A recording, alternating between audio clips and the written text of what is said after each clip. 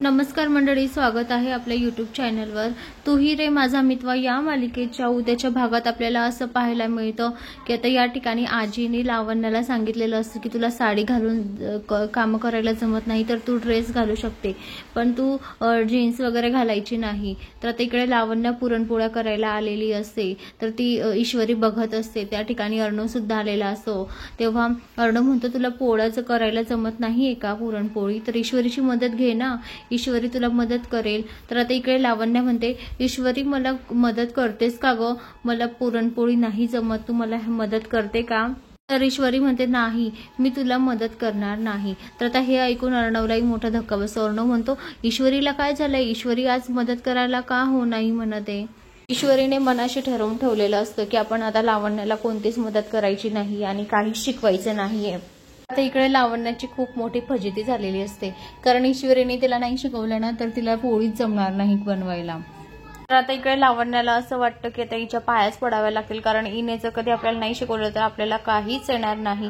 तर आता इकडे पुढे सगळे डायनिंग टेबलवर बसलेले असताना ईश्वरीला समजतं की आज राजेश जिजू येतोय, म्हणजे अंजलीचा नवरा येणार आहे। तर आता सगळे खुश असतात, अंजली सुद्धा खुश असते, पण मात्र सगळ्यांना माहित नसते की राजेश हाच राकेश आहे म्हणून। तर आता या ठिकाणी ईश्वरी सुद्धा खुश असते आज राजेश जिजू येत आहे म्हणून। आता राजेश तिथे हजर झालेला असतो आणि तो दरवाजाची कडी वाजवत असतो। तर आता यांना दरवाजाची कडी ऐकू जाते। तर आता या ठिकाणी ईश्वरी दरवाजा खोलायला जात असते। तर ईश्वरी दरवाजा उघडायला जात असताना राजेशला म्हणजे राकेशलाच ईश्वरी दिसते। तर तो विचार करतो ईश्वरी इथे काय करते आहे। तर आता तो इतका घाबरतो, त्याला असं वाटतं की आता इथून पळूनच जावं की काय, कारण ईश्वरीला जर आपण दिसलो इथे तर मोठा पचका होईल, म्हणून तो तिथून आता गायब होऊन जातो। तर आता त्या ठिकाणी ईश्वरी येते आणि दरवाजा उघडते आणि बघते तर काय त्या ठिकाणी कोणीच नसतं। तर ईश्वरी म्हणते कोण आहे, कोणी कडी वाजवली, कोण आहे। तर तिथे राजेश तर पळून गेलेला असतो।